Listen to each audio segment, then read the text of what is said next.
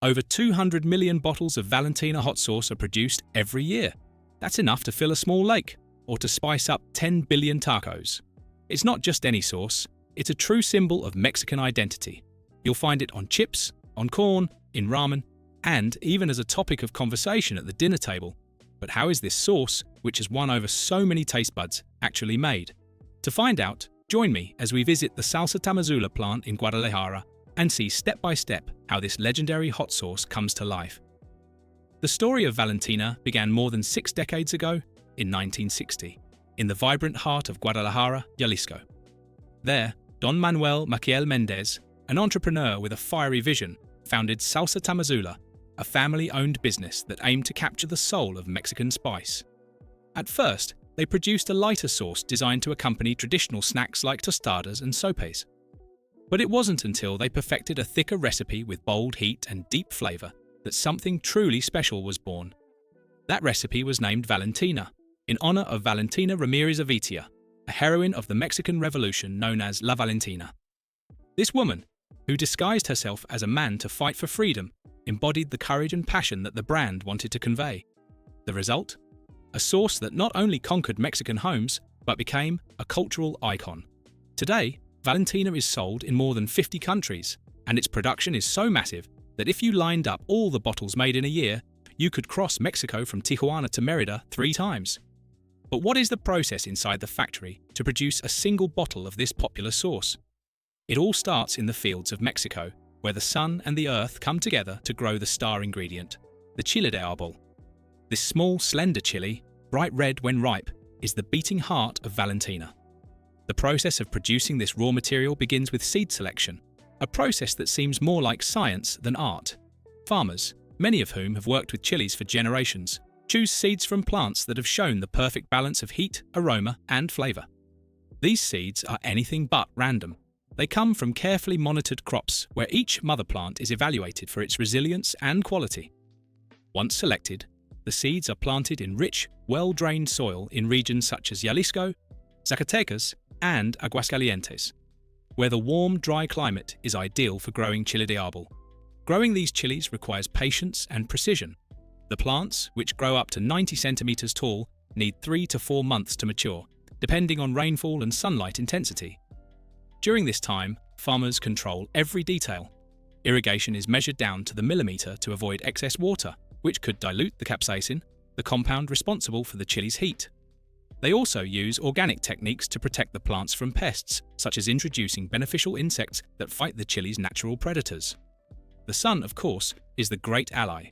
Chile de árbol plants absorb up to 12 hours of sunlight each day, which intensifies their flavor and boosts their capsaicin levels to an impressive 30,000 Scoville units in the classic version, and up to 50,000 in the extra hot variety.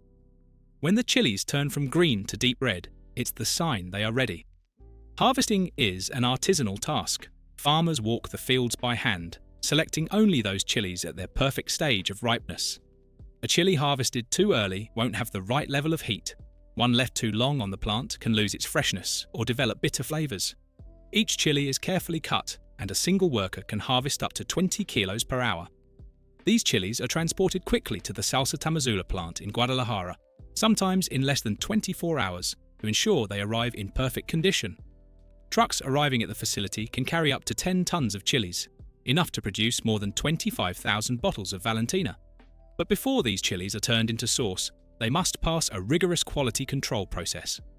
Specialized inspectors examine each batch, evaluating color, texture, aroma, and, of course, heat level. If even one chili fails to meet the standards, the entire batch may be rejected. This level of scrutiny is what ensures that every bottle has the consistent flavor that has made Valentina a global icon. Inside the plant, the cleaning stage is a showcase of efficiency. Imagine machines blasting high-pressure jets of water, stripping away dirt, dust, and stems in seconds.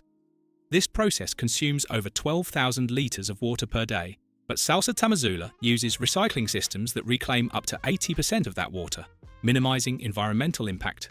Once clean, the chilies are weighed on digital scales calibrated to allow for no margin of error.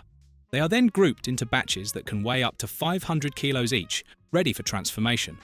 Here begins the first crucial step. The chilies are ground in industrial shredders, spinning at thousands of revolutions per minute, turning them into a thick, vibrant red paste that looks almost like it's on fire. This paste is the soul of Valentina, but it needs supporting players. It is blended with apple cider vinegar, which provides that signature tangy flavor, purified water to balance the texture, salt, cornstarch, and a secret blend of spices that the company guards like a national treasure.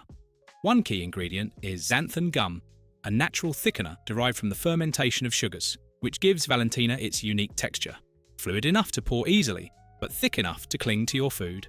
At this point, the most important step comes next, a brief cooking process. The mixture is transferred to large stainless steel kettles, each the size of a small car, equipped with state-of-the-art sensors that monitor temperature, pressure, and stirring speed. The sauce is heated to a critical range of 85 to 95 degrees Celsius. Why is this so important? If the temperature is too low, microorganisms could survive and compromise the product's safety.